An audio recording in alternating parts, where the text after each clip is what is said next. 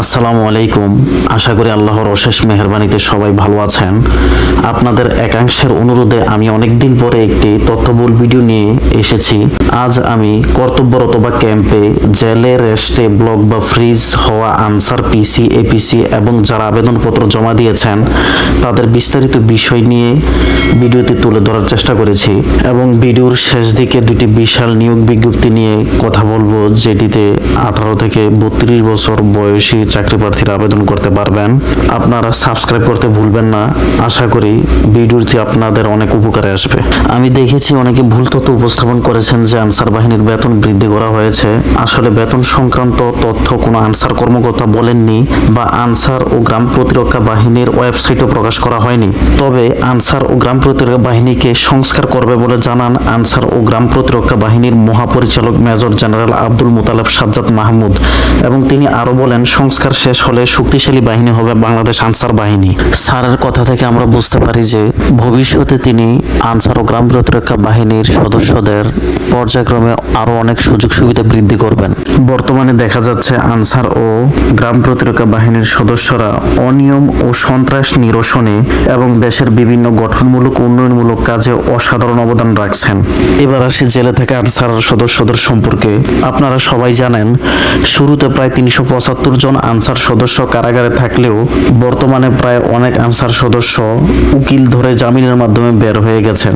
বাকিদেরকেও পর্যায়ক্রমে ছাড়া হবে।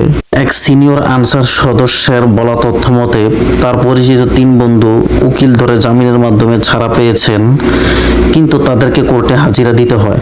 এবং তিনি আরো বলেছেন জেলে যারা আছে তাদেরকেও পর্যায়ক্রমে ছেড়ে দেওয়া হবে এবং ছাড়া হচ্ছেও। জেলে থাকা আনসার পরিবাররা হতাশ হবেন না, আপনারা ধৈর্য ধারণ করুন। এবার বলি রেস্টে থাকা আনসার সদস্য পিসি, এপিসি সম্পর্কে।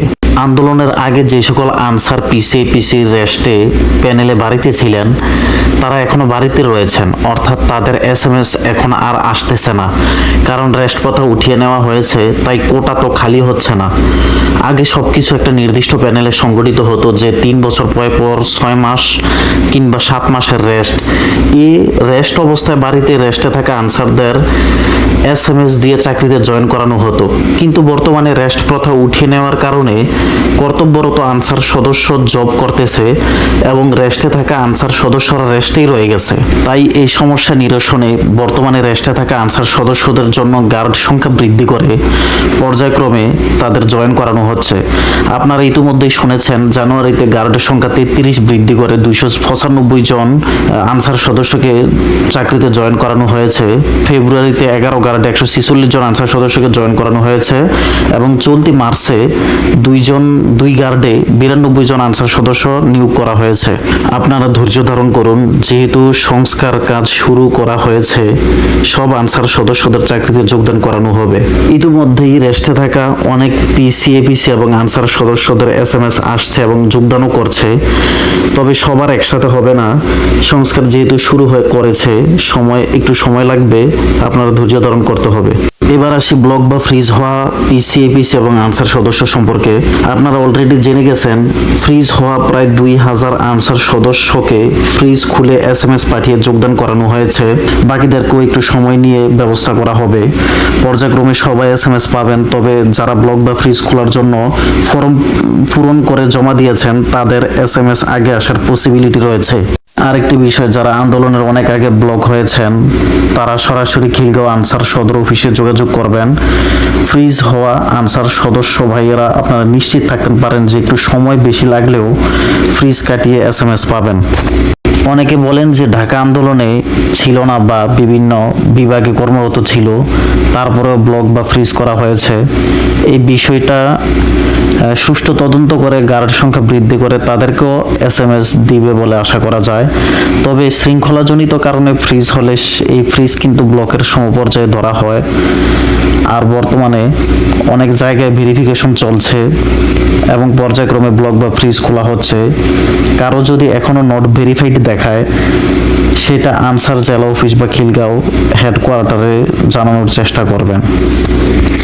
আর আমার এই ক্ষুদ্র জ্ঞানে একটি পরামর্শ দেওয়ার চেষ্টা করেছি যে আপনারা যারা রেস্টে ফ্রিজ বা ব্লক হয়ে বাড়িতে বসে আছেন তারা বেকার থাকবেন না, যে কোনো কিছু করবেন। হতে পারে হাতের কাজ, ড্রাইভিং বা বিভিন্ন ধরনের কাজ, কিন্তু বসে থাকবেন না। আর আপনারা মনে রাখবেন যে প্র্যাকটিক্যাল কাজের কোনো বিকল্প নেই।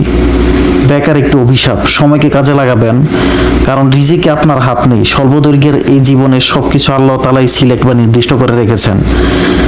আপনি পিছনে যা ঘটে গেছে তা নিয়ে বসে থাকবেন না। হাজার হাজার জব ও কাজ আছে, আপনি উদ্যমী হন, পরিশ্রম ও সততার সাথে কাজ করুন। ইনশাআল্লাহ শেষ জীবনে কিছু করতে না পারলেও আফসোস থাকবে না। আর আমরা ইতিহাসে পাই যারাই পরিশ্রম করেছেন সকলে কম বেশি সফল হয়েছেন। ওকে, এখন আমি সময়ের সেরা কিছু নিয়োগ বিজ্ঞপ্তি নিয়ে আলোচনা করব। তবে মনে রাখবেন এই কম্পিটিশনের যুগে চাকরি পাওয়াটা সোনার হরিণ। বর্তমানে একটি নর্মাল পদে একজনের বিপরীতে 300-400 জন পরীক্ষা দেয়, তাই পরীক্ষাও হার্ড হয়। বর্তমানে চাকরি পরীক্ষায় টিকতে হলে আপনাকে বাংলা, গণিত, ইংলিশ, জিকে যেটা জেনারেল নলেজ, সব বিষয়ে সমান তালে পারদর্শী হয়ে তারপর পরীক্ষায় অংশগ্রহণ করতে হবে, তাহলেই আপনি সফলতার মুখ দেখবেন। আমি প্রথমে যে নিয়োগ বিজ্ঞপ্তির কথা বলছি সেটা হচ্ছে সমবায় অধিদপ্তর, যেটিতে উচ্চ পদ থেকে নিম্ন পদে মোট 511 জন লোক নিবে। আপনাদের যাদের বয়স 18 থেকে 32 বছর আপনারা এটিতে আপনাদের পছন্দ মতো পদে আবেদন করতে পারেন। তবে এটিতে আবেদনের লাস্ট তারিখ হচ্ছে 17 এপ্রিল। আরেকটি নিয়োগ বিজ্ঞপ্তি হচ্ছে বাংলাদেশ নৌবাহিনীতে, এটিতেও আবেদনের লাস্ট তারিখ হচ্ছে 12 এপ্রিল। এটিতে বিভিন্ন পদে আপনারা আবেদন করতে পারবেন। পদগুলোর মধ্যে রয়েছে patrolman, writer, store, medical cook, steward, topass, MODC, seaman যেটাকে নাবিক বলা হয়, পেট্রোলম্যান, অন্যান্য শাখাও রয়েছে, এমওডিসি নৌ রয়েছে। 3 নম্বরে যে নিয়োগ বিজ্ঞপ্তির কথা বলবো সেটা হচ্ছে শিক্ষা প্রকৌশল অধিদপ্তর, যেটিতে 187 জন লোক নিবে বিভিন্ন পদে। এটিতে আপনারা 18 থেকে 32 বছর বয়সী প্রার্থীরা আবেদন করতে পারেন। এটিতে আবেদনের লাস্ট তারিখ 19 এপ্রিল। আরেকটি নিয়োগ বিজ্ঞপ্তি হচ্ছে শুধুমাত্র খুলনা বিভাগের জেলার লোকজনের জন্য বাংলাদেশ ডাক বিভাগ, যেটাতে 504 জন লোক নিবে। এটিতে আবেদন করতে পারেন, আর আবেদন করে থাকলে লেখাপড়া শুরু করে দিন। 5 নম্বরের নিয়োগ বিজ্ঞপ্তিটি হচ্ছে BICI, Bangladesh chemical industries corporation, যেটিতে বিভিন্ন পদে 689 জন লোক নিবে। এটিতে আবেদনের লাস্ট তারিখ হচ্ছে 20 এপ্রিল। সবগুলো চাকরিতেই আপনার যোগ্যতা অনুযায়ী আবেদন করুন।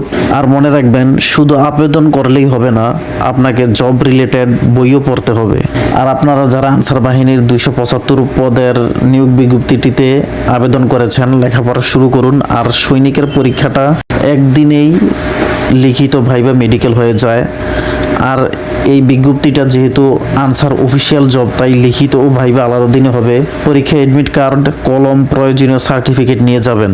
ভিডিওটি আপনাদের উপকারে আসলে সাবস্ক্রাইব করে আরও আপডেট ভিডিও আপনাদের উপহার দিতে আমাকে উৎসাহিত করবেন। ধন্যবাদ।